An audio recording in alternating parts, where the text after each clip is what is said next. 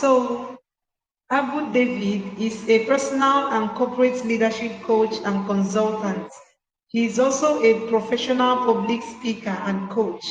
As an entrepreneur, he founded a startup leadership academy called the We Lead Academy and Consultancy to build a factory producing leaders in all spheres. He is currently building the next generation e-commerce 2.0 as he is set to launch a social marketing platform soon. He founded and organizes the Leaders Hangout with the vision of changing the world one leader at a time through learning, connecting, and fun and games. It is still very much in operation to date. He currently serves as the PR and head coach for the Life Changers Network, a youth organization that focuses on raising leaders. Abu David has been invited to speak at webinars, seminars, workshops, conferences, and others. And he is a creative deep thinker and also a professional comparer and host of panel sessions. So I hope we saw that. I hope we heard that. I hope we are excited to hear from him. I hope we are excited to learn from him this night. He'll be speaking on personal leadership. And so let me invite him to join us now.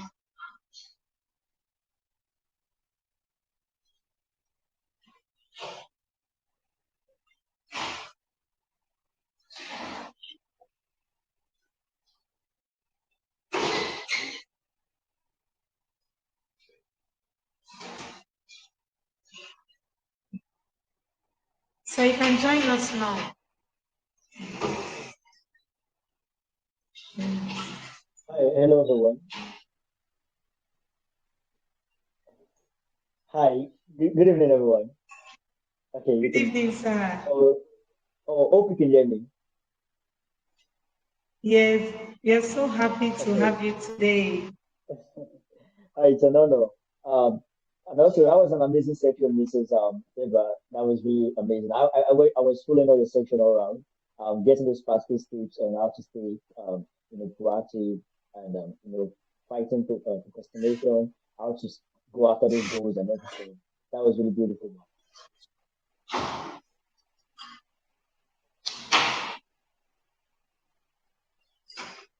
Okay, so am I live to go? Am I good to go? Yes, we can hear you, sir. We can hear Okay, you. okay. Um, so I would love to share my slides today, though, but I'll be sharing my screen in just a minute. So I just want everybody to understand that I was given a topic based on leadership, and I love leadership so much because it is one of the fundamental requirements for life. It's part of the things that we cannot, as humans or as people cohabiting on Earth, do against. So leadership in itself, it's a very basic fundamental that everybody should be part of. But when we're talking about leadership, right? So like I said, I have just 30 minutes, so I would spend 20 minutes all talking about personal leadership and the next 10 minutes to answer questions because I believe that it's not just about talking, it's about communication. And communication is not you doing the talking. Communication is the message being sent and the feedback being well received, right? So we're talking about cultivating leadership within, right? Cultivating leadership within, that's mastering the growth mindset. So that's like two topics in one. But I would focus on mastering the growth mindset because that's like the sub nature of what you would want me to dwell on, right? But I would love to say this that leadership can be personal and be corporate. Like, no, I like to say leadership is personal and it's corporate. But when we talk about corporate leadership, we need to understand that even in corporations, it is humans that work in it. You'll find humans in these corporations, right? And if humans are the ones in these corporations, then personal leadership is the foundation of leadership, right? Because everything that we want to see externally must first be generated internally. And most of the time, we in the world we find ourselves today, we try to talk about leadership from an external point of view, which to me I kind of laugh most times because um, what we seek to see out there must first be created inside. What we seek to be externally must first become a product of that thing. So it's more of like when we say, oh, if you have a title, you're a leader. But that is like an external feature that we attach to leadership. But how well have you grown to become a person that is worthy of having that title? Because we understand that a lot of factors can involve you being in a position or having a title. And sometimes it's not just even by your qualification. Sometimes it can be a product of who you know. I know there are certain people you know. There are certain benefits that comes to you originally, right? And so it's a very complex world we find ourselves. So, but we must first prioritize. We must all prioritize personal leadership. So, but I'm talking about, let's talk about progress, right? We're talking about growth rather. So, because of time, I wouldn't want to go through some deep details about some certain things, but I would want to ever start by saying that in context of what I'll be saying tonight, I'll be talking about um, growth from a standpoint of progress, right? There are a lot of definition of growth. There are a lot of definition of growth, but we're looking at growth from a standpoint of leadership, right? A standpoint of having a growth mentality, because a growth mentality could be an elastic mentality, but I'm choosing to use the word progress because the nature of something being elastic means that it can be stretched forward, upward, and whatever. But for the fact that it is being stretched forward, what about being elastic is that you can stretch a thing forward and it takes the same energy to which you stretch it forward to go back. So, for example, if you take, let's say you take a rubber band, for example, and then you stretch it, what you discover is that that rubber band it's been stretched to a certain height, but once you release it, there's what called free fall in science. It goes back to its original height. But when we talk about elastic mindset, largely it's been seen as the kind of mindset where you are open to new opinions and ideas. The kind of mindset where you are ready to learn or learn and relearn. That's what we mean by when we say elastic mindset. But we're talking about the growth mindset. So I want us to be progress oriented. I want us to be the people who we deal leadership from the standpoint of becoming, and not just a standpoint of the things that we've achieved or a standpoint of the things that we hope to achieve. Because this is how it works. This is how it works. Is that for whatever things we seek to achieve, for whatever things that we seek to get at by the end of the day, we must first become.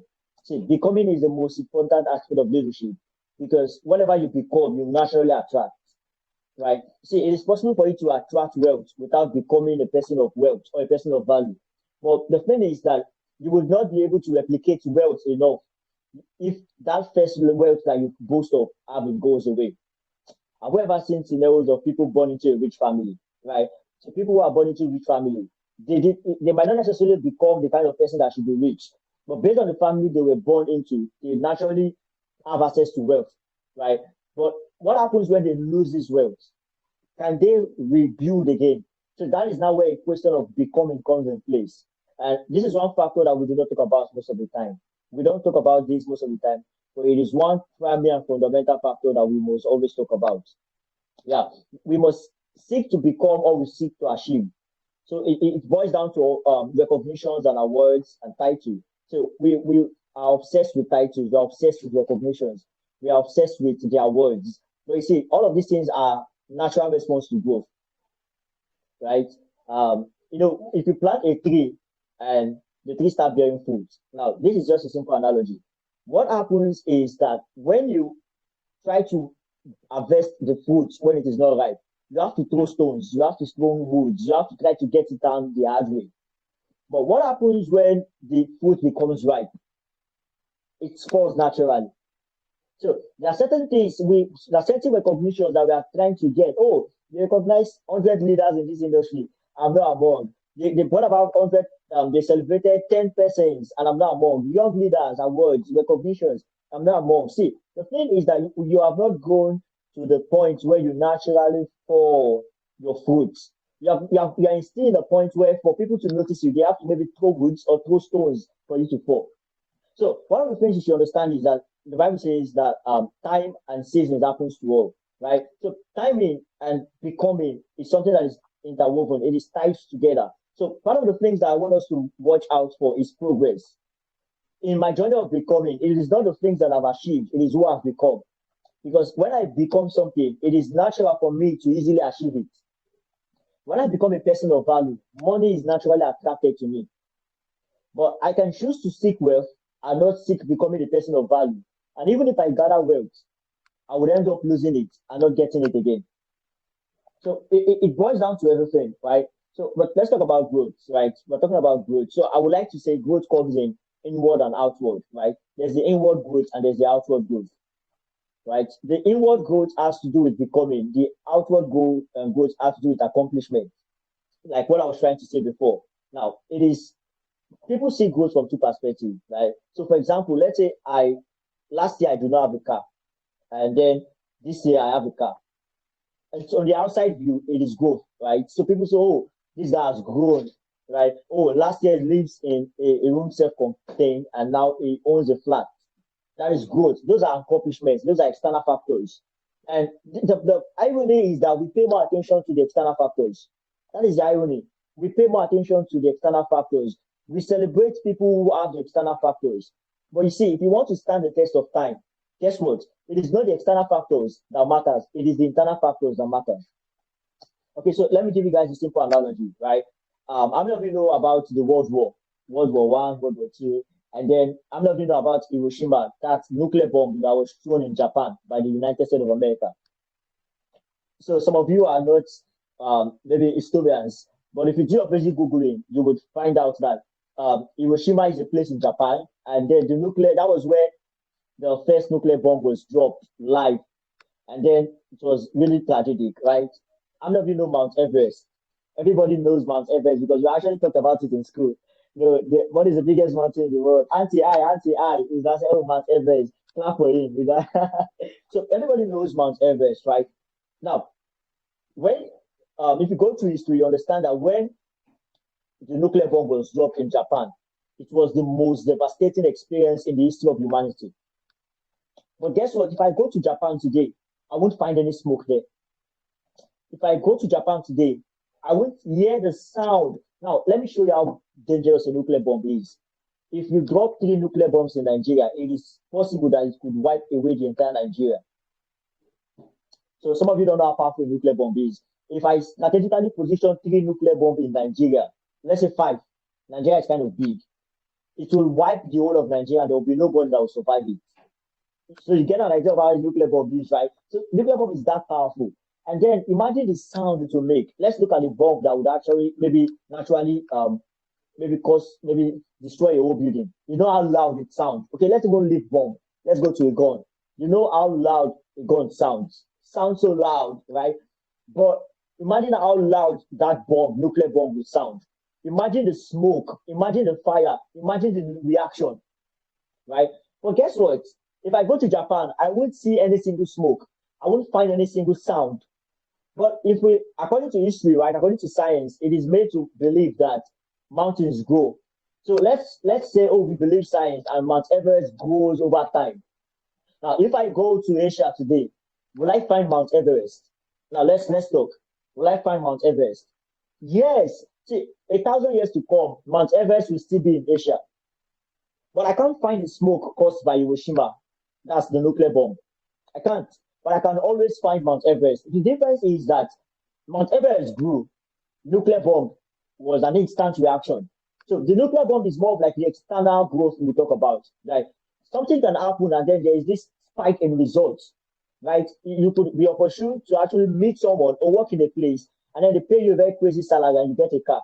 But you see, these are not the things, these are the things that the world look out for. The world will always praise people who achieve some form of external results, right? But you see, the thing that we should focus on is the process.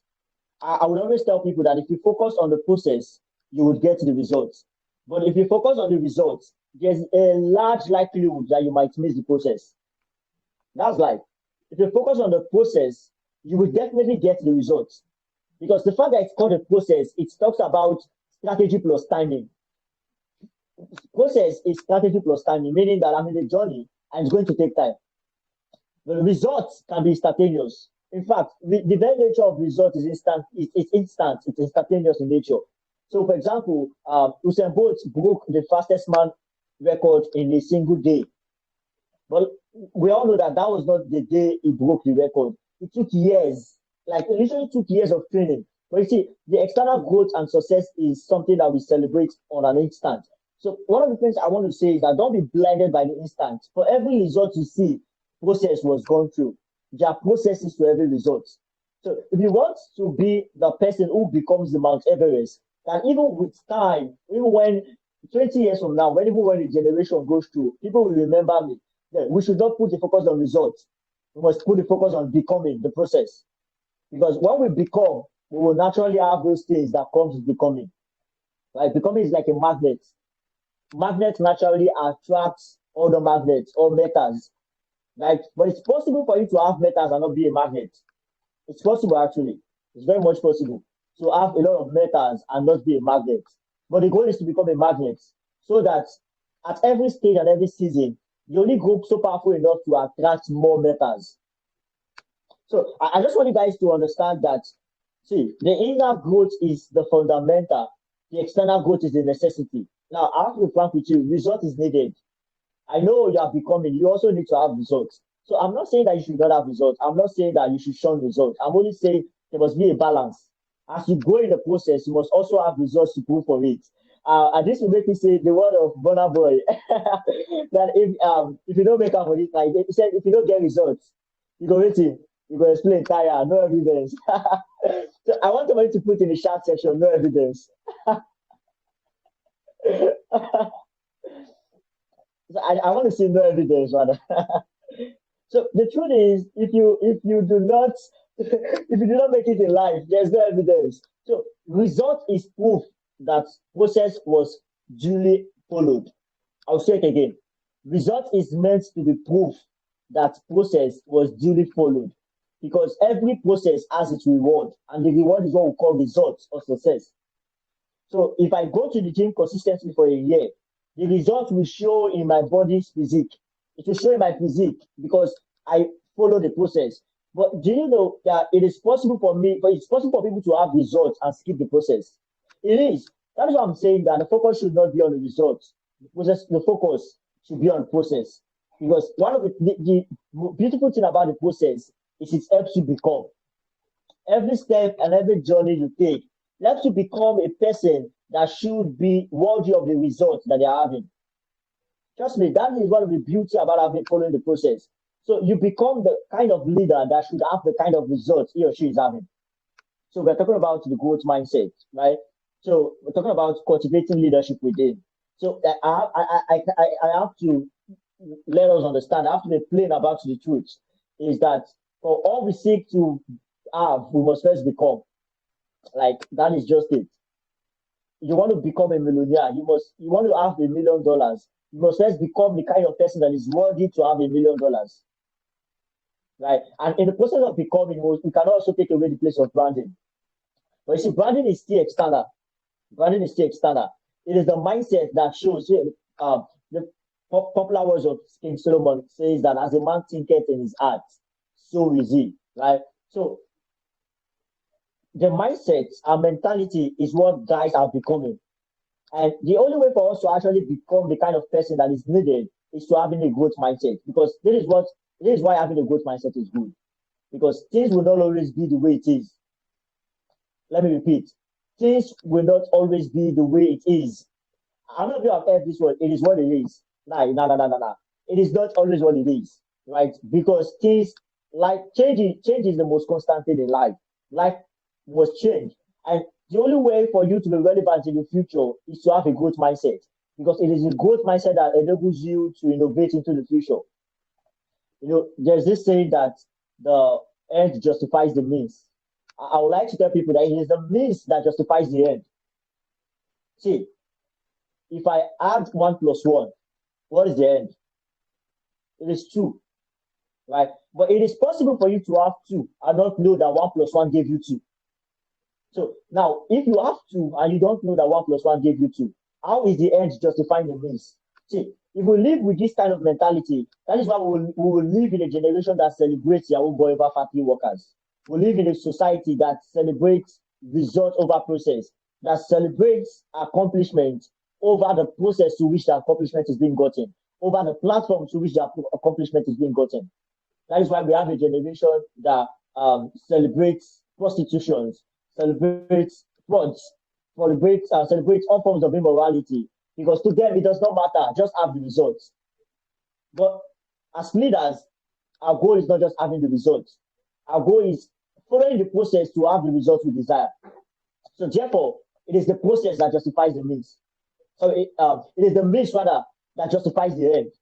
It is the process that justifies the end, not the end justifying the process or the means. I don't know if you guys are following me. I don't know if you guys are getting what I'm saying. But I just want you guys to understand that it is the process that should justify the means for you if you want to be relevant. Because yes, you can have the money today, but if you do not know the process to which money can be replicated, if you cannot know the structure and the platform to which money can always be gotten, what happens when you lose the money? How do you get those money back? So, like I said, it is the process that justifies the end. It is the means that should justify the end. So it is not just about the destination, it's about the journey. It's about the vehicle that took you to that destination. So I would say, in the words of John Obidi, he would say that there's no shortcut in life, but there are faster vehicles. And I agree to that, right? Mentorship is one of those fast vehicles. Conferences like this is one of those fast vehicles, right?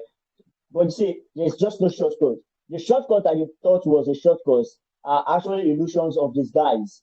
Because what it does is it actually takes away your process and gives you the results, the end result that should have been gotten in the process, and takes away your time. So this is what happens. So let's imagine that you're supposed to live for 50 years and enjoy wealth. What happens is that when you go through shortcut and you skip the process, you get wealth in maybe 5 years. But you see, that journey of 50 years, where you're supposed to enjoy your wealth, it has been compressed into 5. So now you have the results, but you do not have the timing. You do not have that process to enjoy. So what is now the benefit where we do not live to enjoy what life has given to us? I don't know if you guys are getting me. What is now the benefit if we do not live to enjoy what life has presented for us to enjoy? You see, the beauty of life is not to get to your destination. The beauty of life is to enjoy the journey to the destination. Right? The beauty of life is to enjoy the journey to the destination. See, what is it? What is it about making money if the money doesn't make you happy? What is it about getting a result and recognition if you know you do not deserve it? If you know you got it through means that are what and are questionable, right? So that's why I tell people, I say the goal is not to sit with kings. See, sitting with kings are accomplishments. These are external goods. The goal is to be a king in the midst of kings. I want someone to say, I hear you. I want someone to drop this fire emoji. I want someone to drop this fire emoji. Let me repeat it again. That the goal is to be a king in the midst of kings. The goal is to be a king in the midst of kings. The goal is to become. The goal is to actually go in that journey. Is to go in that journey. That is the goal. So I just want all of us to, like I said, my time is fast spent, and I have just 5 minutes to wrap up this section. But I would want to answer a lot of questions because I feel this section is more of the practical section where I don't want to just be the one talking. I want to be the one answering our questions. I want to be the one who gives answers to our questions. So it becomes more fun. It becomes more productive that way, right? So in conclusion to what I would say about having a growth mindset is that at every stage of our life, we must be willing to risk everything that doesn't want us to become. We must be able to risk compromises. We must be able to risk substandardness. We must be able to risk all of those things and go for what that really matters. See, it is not about having the goal. It's about being through the fire. Because it is not having the goal that justifies it. It is the refinement that you went to have the goal. Because when you go to that refinement to have the goal, what happens is that you get to embrace that process. You get to embrace that journey. You get to, live through the moment. Enjoy the moment. You live through the moment. See, the beauty of life is the ups and downs. See, the beauty of falling down is rising up. What happens if you've never fall? If you've never failed? How do you tell people your success story if there's no failure to it? See, success is an accumulation of failure. And the beauty of the success story is the failures in it. That's the uniqueness that you have, right? So I just want us to understand that everything that we aim to become, everything we aim to have. See, the things that we want to have, it is possible. It will come with time. But the thing that we should not compromise is what we become. Because it is who we become that eventually becomes what we attract. I would say this and I will end with this. It is who we become that eventually becomes what we attract. I will say this for the last time. It is who we become that eventually falls into what we attract.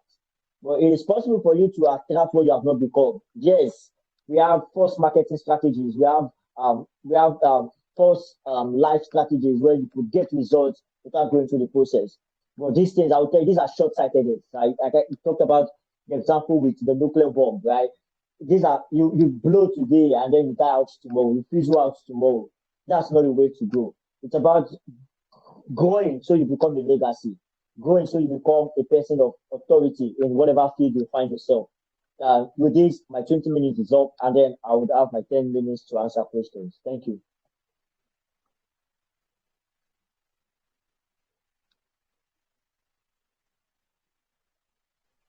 Thank you so much, sir. Thank you. Thank you very much for that wonderful session. I, oh my God, we learned so much. We learned so much. Over here, I learned a lot. I learned a whole lot. I learned a whole lot about mindset, and I picked a lot of things that really spoke to me. You know, they say that the end justifies the means, that the end justifies the means. But that's not true. The means justifies the end. Because as our speaker has said this night, it's in the process that we grow. It's in the process that we are formed. It's in the process that we cultivate the relation, the skills, the everything. It's in the process that we get to deserve the results that come after the process. So thank you so much, sir.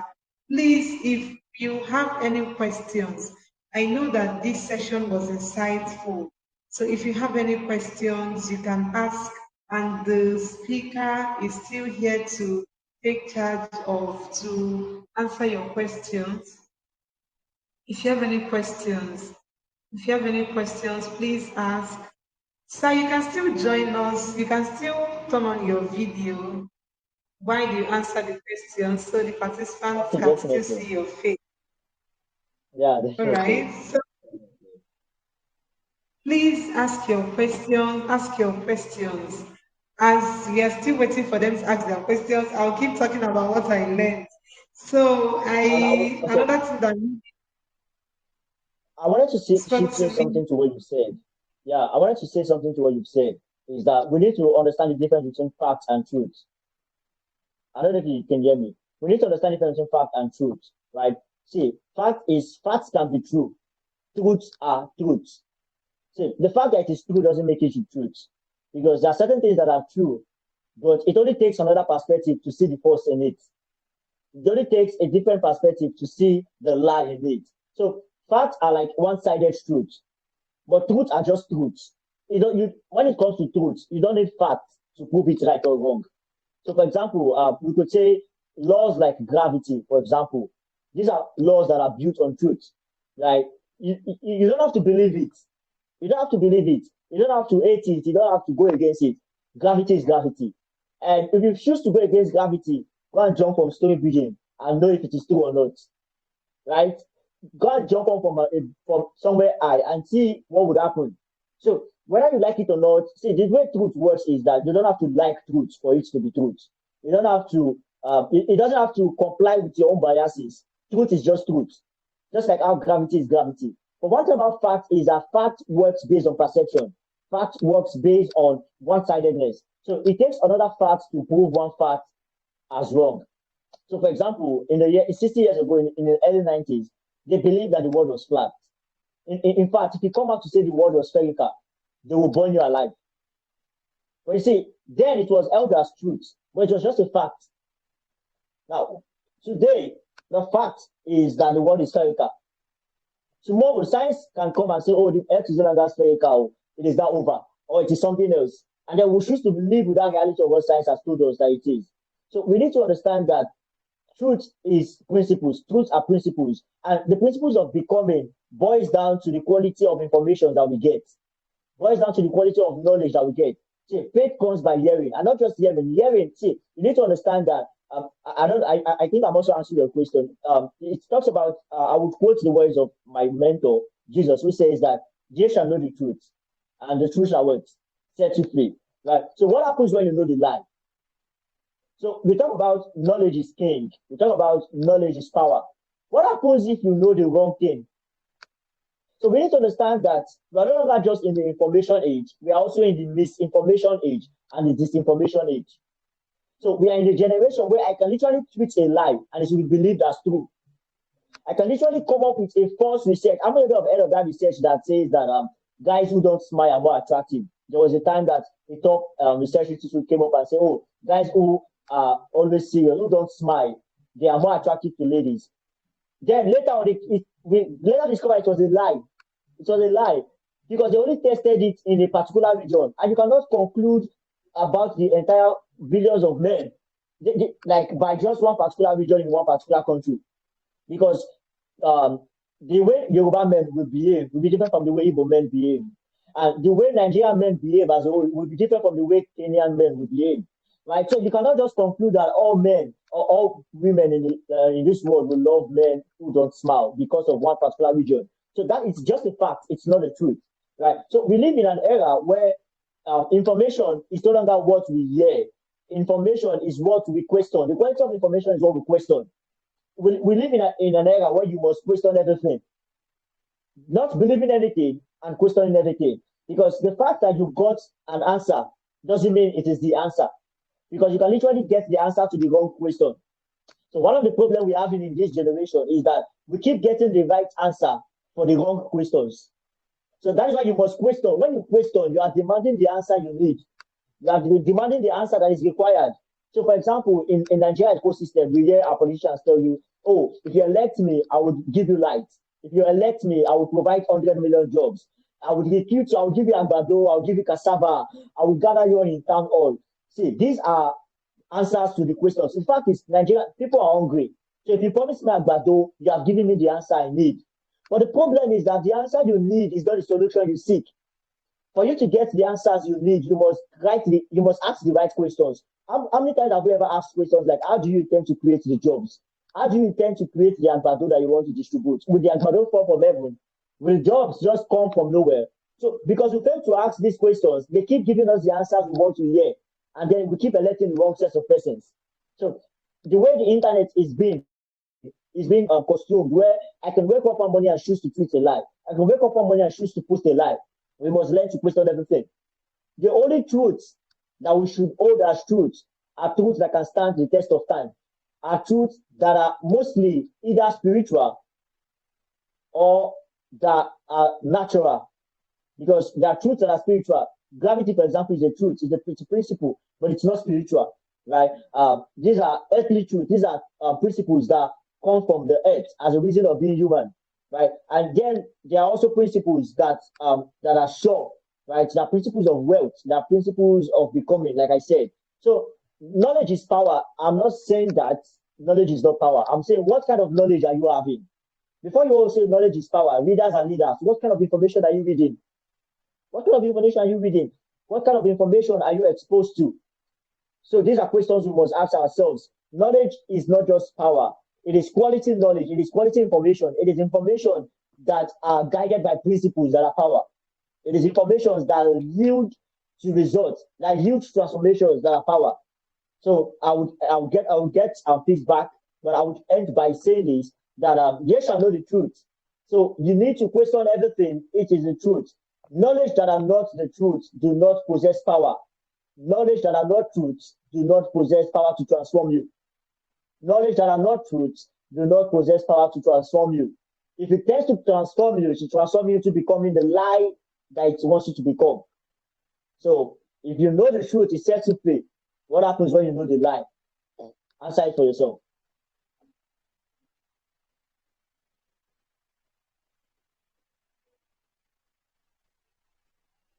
Okay, so please, you can come up now. Thank you so much, sir. Thank you. Thank you very much. we are learning. It's like the first phase was not enough, and we are learning so much from this section. And I'm so grateful. I'm so grateful you gave us the time. I'm so grateful for everything you've shared. So we have a few questions in the comment section. Okay. If you permit, I can share them. All right. So the Okay, please first do. question. Okay, I'm trying to find it. Okay, where is it? Okay, this question says, Sir, you gave a quote that there are no shortcuts in life, but there are faster vehicles. And you mentioned mentorship as one of the vehicles. What are the other vehicles? So Joseph is asking that question. Okay. So, like I said, um, when I mean there are no shortcuts in life, this is what I intend to say. That in the journey of becoming, in the context of becoming, there are no shortcuts to becoming. It must take process, and process must take time, right? So, in that clarification, I said mentorships are one, right? Map, having quality information in business world. As a business person, there's what we call insider information. There's what we call restricted knowledge. There's what we call insider information. Insider informations are informations that are not available in the public. The another term for that is superior knowledge, right? So having access to superior knowledge is also a faster vehicle, because the truth is that if what you know is what everybody knows, then your competition is large. So the only way to ace above the numerous competition is to know what majority of the persons do not know. That is where superior knowledge comes in. Because one of the challenges with this century is that um, knowledge is evenly spread. Knowledge can be spread in the speed of the light, right? So it is possible that what you think you know is what 1 other billion people out there know. So imagine the kind of competition you have, and imagine the kind of progress you would get. But what happens when what you know is synonymous to you?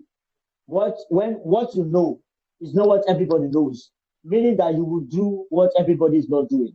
Apostle Sema will say that if you are not getting the kind of results you want, it means that there are certain things you do not know.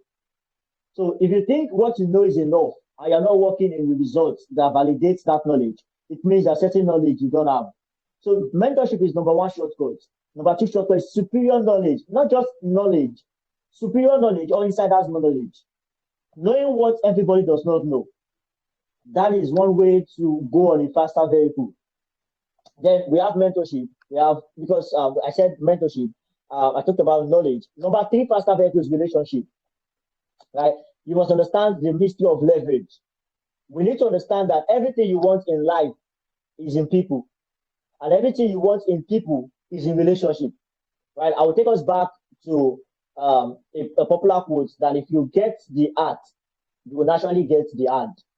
But if you get the hand and not get the art, it's only a matter of time. The hands will stop giving. The hands will stop, giving out. So in that vein, when you build leverage around quality relationship, it is literally one of the fastest vehicles you can ever find in this life. It is just like Lamborghini and Keke. You cannot compare the speed. Relationships are like Lamborghini or Ferrari. The speed at which you move are unprecedented. See, the fact that you want to be global and you don't have people who are global shows that it will take longer time for you to be global. You want to be a millionaire, but you don't have people in your circles that are millionaire. It will only take longer time, because this is it. Let's say, for example, you have a service that is worth 100,000. Do you know anybody that can afford to pay you 100K for that service? Right? So, judging by the quality, do you have people who can tell you, oh, I have this event in the United States of America. I would love you to accompany me to it. Oh, I have this meeting with investors. I want you to follow me. I have this meeting with this set of government officials, with this set of military officials. So, see, the thing is that for every phase of life that we intend to get to, there are men that are operating in that dimension. The goal is to get access to those men. When you have access to those men, life becomes easy. Everything we seek to get in life is easy if we have the people who have gotten these things. So when you have access to relationship, when I talk about relationship, I'm not talking about friend zone. I'm not talking about just friends. Relationship boils from mentor to superiors to colleagues to circles, your inner circles to your students, or like it boils down to the people you have in your chain of value, right? Who you do you know, and who knows you? So when we talk about relationship, that is how we judge quality relationship. So people think quality relationship is who you know. It's a lie. It's a lie. You have lied. Quality relationship is not who you know. Quality relationship is in who knows you. Also, how many of you know Elon Musk? Everybody knows Elon Musk. How many of you know President Tinubu? Everybody does. But how many of you does Tinubu know? How many of you does Elon Musk know? Even me, Elon Musk does not know me. So Elon Musk is not in my circle of influence. Elon Musk is not in my chain of relationship. I know him, but he does not know me. There's a difference. So relationship is who knows you, right? So when we talk about mentorship, I have to also shift this in that when we talk about mentorship as a fast vehicle, not everybody who have results is fit to be your mentor, because not everybody is going in line with your direction. The fact that I have succeeded does not mean I'm fit to mentor you, right? So, for example, I'm operating in dimension X, and you also want to get to dimension X, but my route to dimension X might not be the route that you need to take to dimension X. A simpler way to say this is that if I'm a successful tailor or a fashion consultant or a fashionista or a model, and then I'm very successful in it, and you want to become very successful in tech, I am not the mentor that is fit to mentor you in the area of tech. Because whilst I have result in fashion, the route that leads to success in tech is different from the route that leads to success in fashion. I can mentor you in business as a general, but I cannot mentor you in tech. So what you need to do is actually leverage mentorship in line with that area of specialization. It's specific. You must be specific about who you are calling your mentor. Let your mentor not carry you go where you don't know. Hey, you will explain tire. You will end up in a far destination that is not your journey. You will end up in a destination that does not resonate with where you want to go. So it is not, that's why I say success itself is big. It is the journey that defines the quality of success. So the truth is that success is not just I know we define success to be that instant, but I would like to say that success is not that instant accomplishment or that event. Success should be in line with your purpose. Success should be in line with your desired outcome, with your journey, right? Success should be judged based on journey. So I would just give you those three. These are the three importance. There are a lot of other faster vehicles, right? Conferences, for example, exclusive conferences are faster vehicles. Events, there are certain events that you go, there are certain gatherings you get to meet people who can propel your journey. But these are just the basics that you need to know. So if you understand that relationship is a vehicle, the question you need to ask yourself is, where can I meet those people? Where can I meet quality people? So you see, understanding the basis of mentorship, superior knowledge, and relationship, it would answer the rest for you. It would answer every single other factor that you need to know. So I guess this is why I just draw the curtain for that. There are no shortcuts to success, to legit, when you talk about becoming, but definitely there are faster vehicles.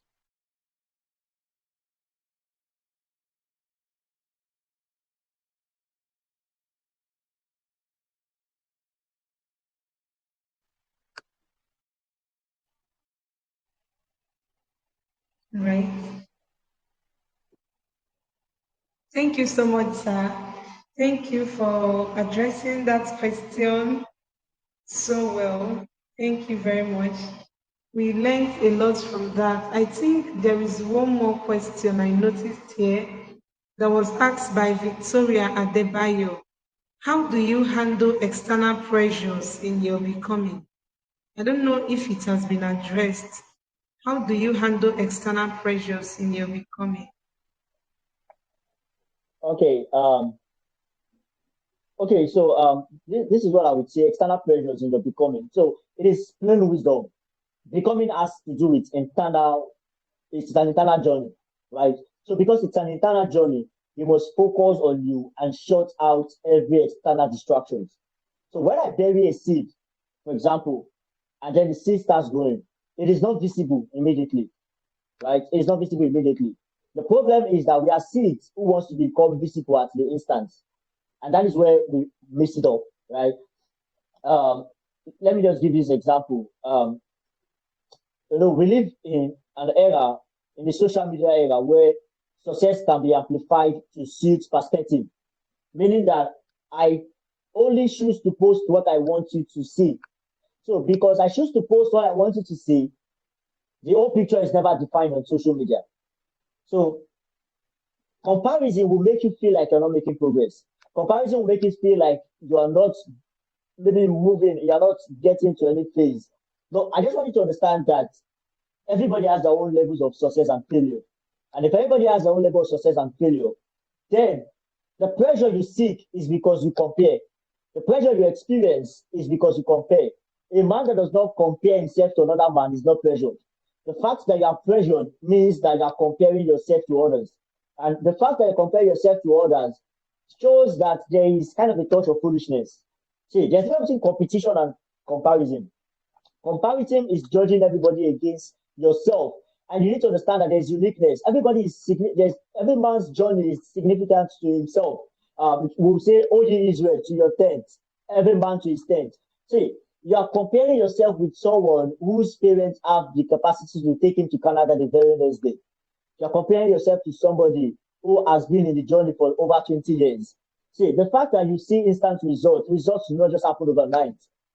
See, for your sake, for your peace of mind, all you have to do is not compare yourself. The fact that you have external pressures, it shows external comparison. You are comparing yourself to someone. The only comparison you're supposed to have is where you are versus where you are going. The only comparison you're supposed to have is who you are now versus who you are supposed to be. And if you compare yourself in that light, you are good to go because it helps you become further. But when you now compare yourself with others, see, the image of your becoming is not tied to anything you see in the external. It is tied to the internal projection of your future. And if who you want to become is tied to the internal projection of your future, the only comparison tool you should have is you versus you, present you versus future you. Every other thing doesn't get to me. So I don't care. I don't care. I don't compare myself with anybody. My journey is synonymous to me. My story is synonymous to me. My challenges are synonymous to me. My fights, my fears are synonymous to me. Everybody is going through personalized. It is personalized. It is not general. Our journey is not general. It is personalized. And because our journey is personalized, our fights are different. How will I compare how will I compare my fights to your fights when we are not fighting the same fight? How can we compare ourselves together when we don't have the same enemy? We don't have the same village people. We don't have the same challenges. We don't have the same fears. So why who says that?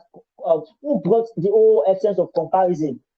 No, we should not compare ourselves with any other person. Why? Because life is personalized. My journey, my future is personalized. So my only comparison is myself. And to just shift the light into one question I was asked before, while you're choosing a mentor, a good guide to choosing a mentor is to choose somebody who works in your desired outcome. Don't choose a mentor that is still looking for, that is still in that early stage of his becoming. See, don't choose if you are a public speaker, for example. Let me use myself for example. I cannot choose a mentor that is still looking for platform. So I'm looking for platform. My mentor is looking for platform. Abba. It doesn't work. It couldn't work like that. It's only worse in Ghana. They say it's only getting worse, right? I would want to choose a mentor that has abundance of platform. So the goal of mentorship, let me tell you once about mentors. Mentors are not actually the ones who teach you. Coaches are the ones who actually teach you. Mentors literally just put you on the platform. They just put you on the journey. They put you in the action. So if I want to have a mentor, my mentor should be someone that wakes up. Oh, Abu, I have 5 invites this Saturday. I can only attend to 3. I want you to represent me the other 2. That is where a mentor comes in. How will I choose a mentor that is following me to look for platform? Who is mentoring who now? Abba. Such a person should be your coach, not your mentor. Your mentor should be operating in your desired future. So because he's operating your desired future, is your abundance is his scarcity. So when you be like, I have an event coming up and I want you to go there and speak and just kind of represent me. And then you go there and they give you 100,000. And then you know that if they should invite you, they would give you nothing less than 10,000 or maybe IUS 20,000. But because you are going for your mentor to him 100K is small money, but to you is big money. That's the kind of mentor you should have. a mentor that operates in your desired future, not a mentor that is still in the early phase of his career. So a lot of Gen Z will make this mistake. Mentor me, mentor me, mentor me. No. All you need is a teacher. All you need is a coach. And the point is that sometimes you don't choose your mentors. Your mentor chooses you. It is mentors that chooses you. Sometimes it's not you that chooses your mentor. Because you can come to say, okay, Abu, I want you to mentor me. And me, I will go through your bio, I'll go through your journey. I'll be like, okay, I cannot take you up as a mentee. But there are certain persons that wish I say, okay, I want to mentor you because I see where these people are going. So most times it is mentor that chooses you. That is why I'll tell people keep growing until they see you. See, mentors are king. Kings do not come to your light. It is your light that shines so bright for kings to notice it. It is men that will come to the rising of your light. But kings will come to your light when it is established. Things will only come to your light when it is established. So your goal is to become, see, those mentors that are, those top guns that you desire, they will naturally come for you. Mentors love mentoring people who are going somewhere. No mentor will actually like to raise someone from scratch. It is the work of coach to coach you from scratch. Mentor picks you up on the journey and catapult you beyond where your coach can take you to. There are limits to where your coach can take you to. That's where mentor starts from. So I believe I've answered a lot about this already.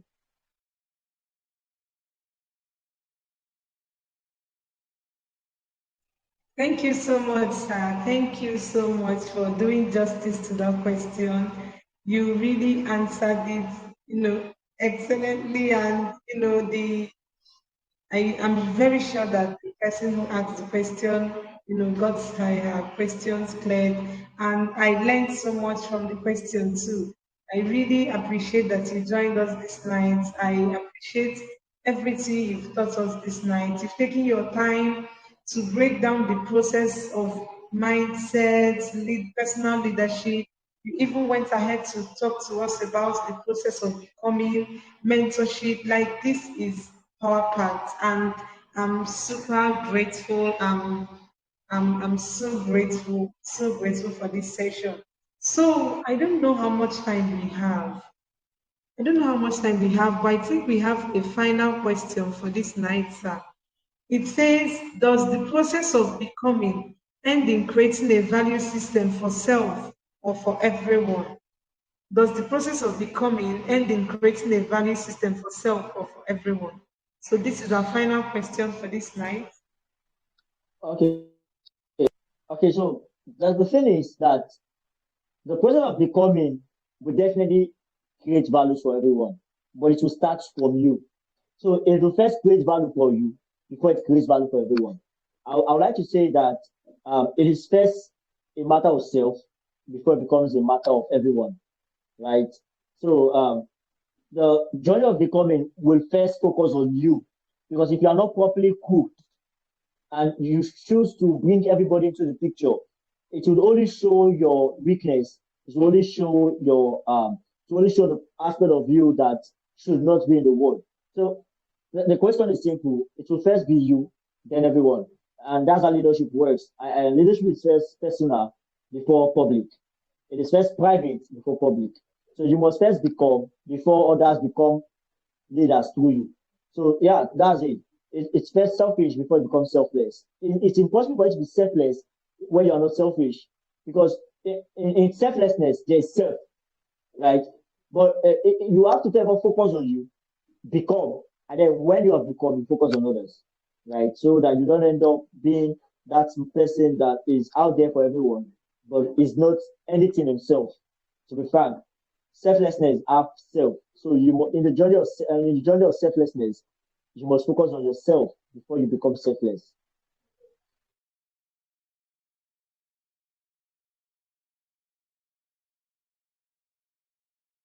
Thank you so much, sir, for answering that question perfectly. Thank you very much.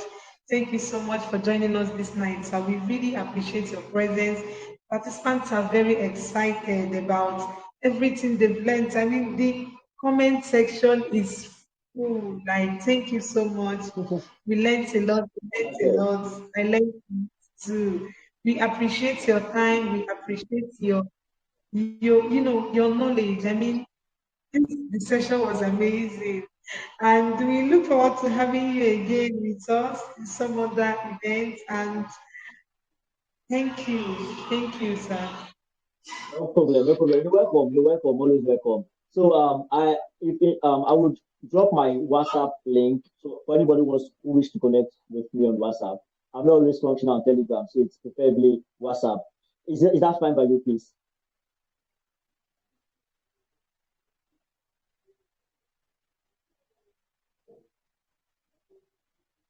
Did you get? Okay. Thank you, sir. I think I got that. Thank you. Thank you, sir. Okay, good night, sir. Thank you. So, thank you everyone for joining us. Thank you everyone for staying to the end of the day 2 of the Rise Summit. Thank you so much for joining us. Thank you for being active. Thank you for your questions. Thank you for being here with us. I'm sure that this was as impactful and valuable as I intended it to be, and as the speakers intended to be. And I'm sure that he also got as much as I did. So I want to give a special thanks to Victoria Adebayo. Thank you so much for making sure that the key points we are adding to the comment section. I'm very grateful. Thank you so much. If you're still online, let me see your fire emojis. How was the session? Tell me how the session was. Tell me, I want to hear it. Tell me how the session was for you. Okay. I'm glad it was as impactful as I intended it to be, and I'm happy that we learned a lot.